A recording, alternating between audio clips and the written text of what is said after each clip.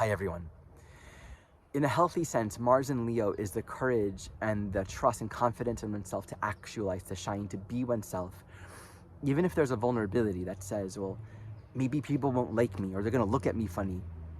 We learn with Mars in Leo to have pride in a healthy sense in who we are and to embody and to be entitled to live a sort of courageous purpose that only we can do.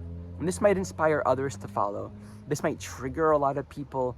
We might find ourselves acting too far, getting too stuck in a sense of self-importance, or being too shy and not being courageous enough.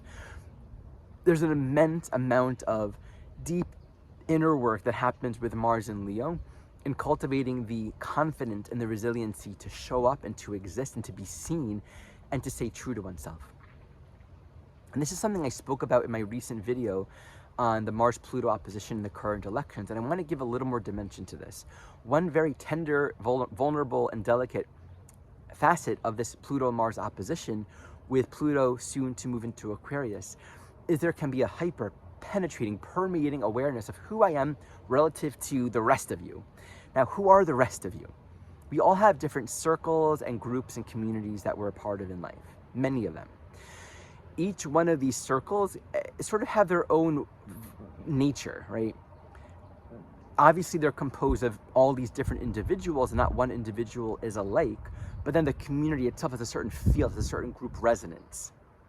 If you take the field apart, you're going to find a whole bunch of individual ecosystems, each soul being their own complete ecosystem. And a tension that arises in this Leo-Aquarius polarity is, can all of me be accepted here? Am I different? Am I going to stand out too much? So all the things that we might do relative to the different circles and groups that we're a part of, that again, none of which will fully represent all of what's inside of us. The issue becomes one when we begin to dissociate for the sake of belonging. Aquarius is an air sign.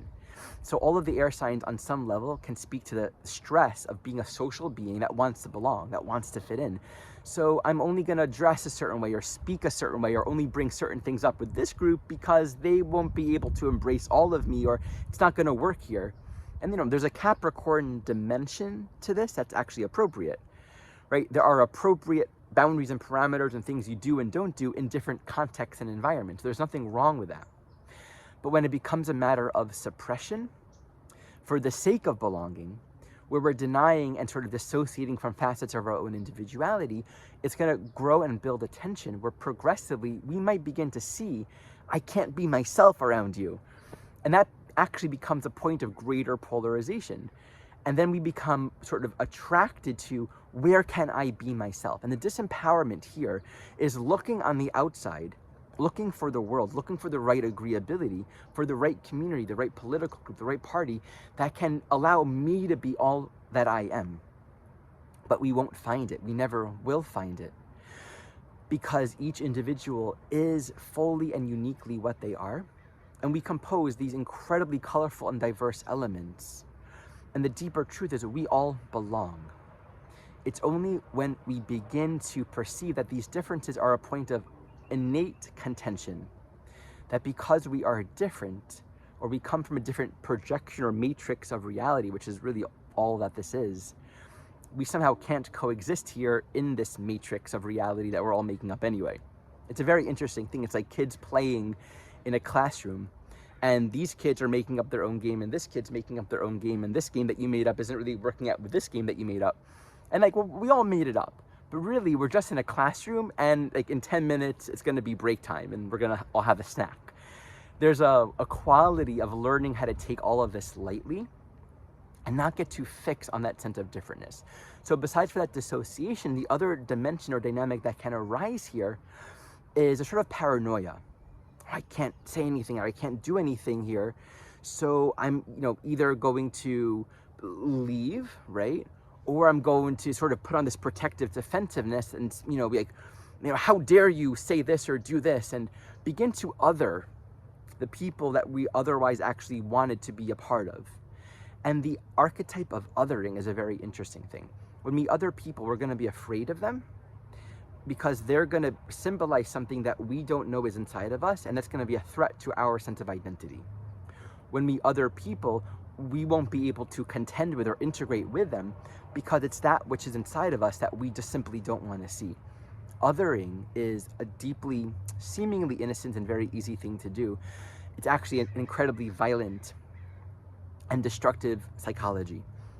Martin Buber is a writer that I was exposed to by my father very early on in this life, and I've always resonated with his teachings. He brought up this concept of the I-thou relationship, or the I-it relationship. There's me and there's you, which is like a sort of a Libra listening, but also an Aquarian inclusivity. We're here together. We can say the you can be a whole group of people. And then there's also the I-it, which is me and, well, I don't get you. I don't get it. Like, you're it. Or here's a two-dimensional box that I'm putting you in. And so we sort of put people in this othering category. And that othering category justifies all kinds of behavior, because when another person is not an equal, is not a thou, doesn't stand in equal status to our dignity and our right, it's either to disregard them, it's easy to disregard them, be afraid of them, or just do anything that we want to, because they don't really actually exist. I find it interesting to note that Martin Buber was actually an early Zionist, and he spoke very strongly against the early settlers not cultivating a right relationship with the Arabs that lived on that land. There's a common saying, a people without a land for a land without a people, but of course there were people living on that land. So he held this view that other people held as well. I don't think it was necessarily in the majority, well, I don't know. But he wasn't the only one that wanted integration, that wanted right relations, not to just sort of go in with that Leonian entitlement, I'm gonna go here and conquer the land. I think one of the challenges to letting go of the whole othering dynamic is we may not believe or understand that if we actually see the authentic, holistic, universal reality of another individual in their beingness, not necessarily that we agree with what they stand for, but we can actually regard them as an equal in our heart, that we're going to lose something. Well, I'm not going to get what I want, or me and my people or my way, we're going to be threatened. And that's tender. I mean, we can all relate to that, not just on a national or global level. We can relate to this interpersonally. Like, what is it like to be in an argument with someone and to, in an Aquarian way, begin to project a two-dimensional reality that says, you are no longer someone that I can understand and relate to. So there's a sort of pride and arrogance in my rightness and your wrongness. And again, anything can become justified once we see that our cause and our reality and our purpose is the real one, is the important one. We no longer have the ability to regard the authentic humanity of other people. So it's just something to really be mindful of.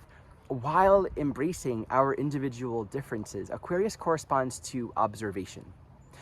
And on this human journey, no observation is purely impersonal or objective, because there's an immediate introduction of subjective interpretation and thought.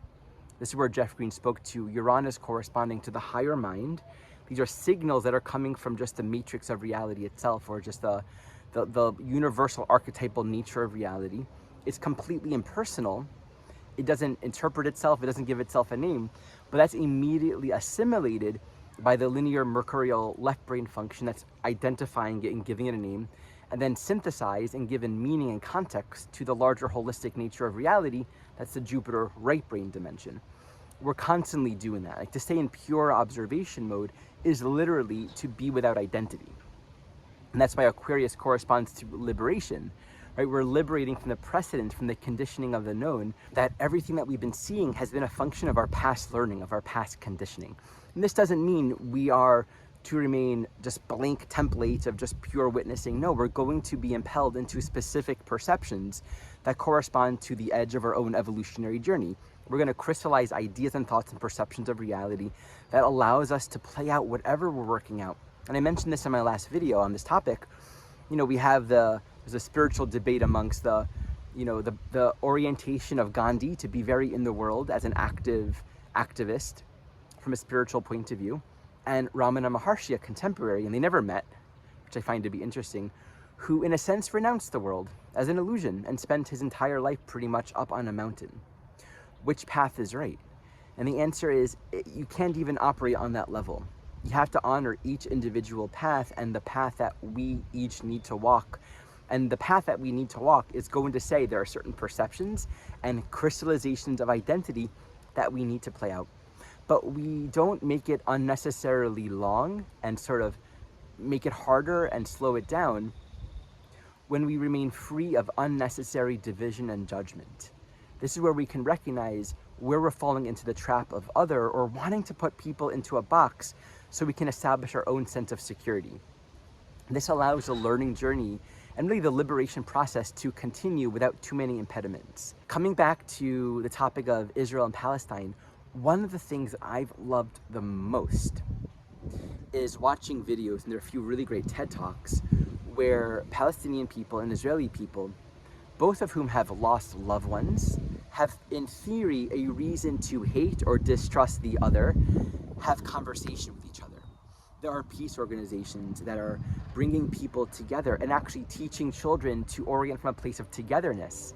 There are many indie films that speak to this theme. I love watching people that shouldn't be getting along, that in the mainstream bulk majority of synagogues and perhaps the mainstream bulk majority of mosques, you're not going to find a lot of us together, all of us. Of course, there are exceptions to this. But in most communities, the more primal default level of consciousness is me and mine. And those perceptions of me and mine are going to be valid, they're going to be right, they're going to be authentic for those people. And you can't argue with it, right? All you can do is embrace it, because that's the Aquarian ideal here. Embrace the authenticity of people's perceptions and experiences. Don't get stuck in the rightness in objective terms, because people connect with each other not because some facts or ideas have been proven right or wrong, but because they're able to let their guard down and recognize, hey, we're not that different after all. We all share a fundamental commonality.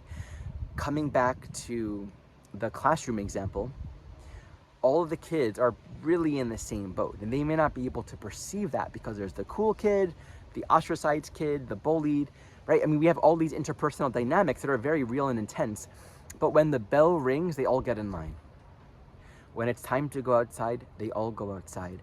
There's a universality and a true egalitarian quality to all of our lives here as human beings, as souls on this earth school that we're all sharing.